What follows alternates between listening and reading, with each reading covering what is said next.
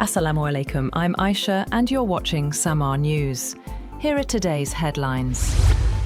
President Donald Trump claims that the United States has total control over the Strait of Hormuz, saying no ship can pass without U.S. Navy approval. In a social media post, he said the waterway is sealed up tight until Iran agrees to a deal, though no evidence was provided to support the claim. In a separate post, Trump said he had ordered the Navy to shoot and kill any boats laying mines in the Strait of Hormuz. He said that mine-clearing operations were being intensified, with activity ramped up to secure the key shipping route.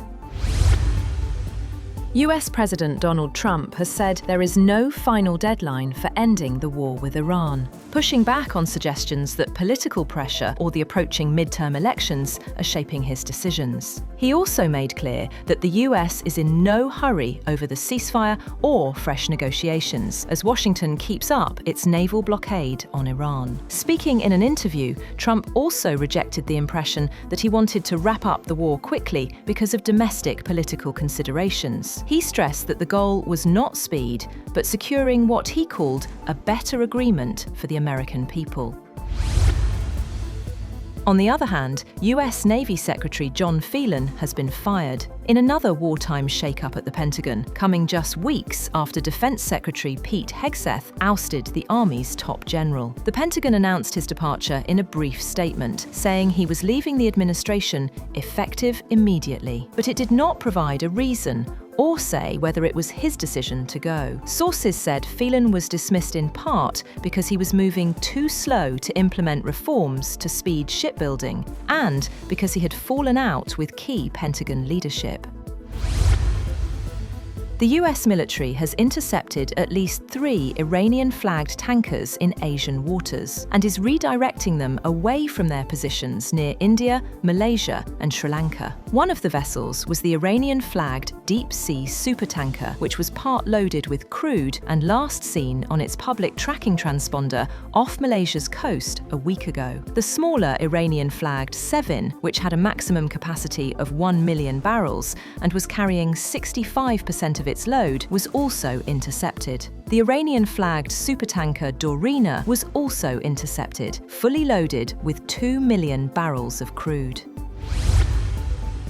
Iran's Foreign Minister, Abbas Araghchi, has said that instability in the Persian Gulf and the Strait of Hormuz stems from actions by the United States and Israel. Speaking during a meeting with South Korea's special envoy, Araghchi accused both countries of committing crimes against Iran and called on other nations to clearly condemn their actions.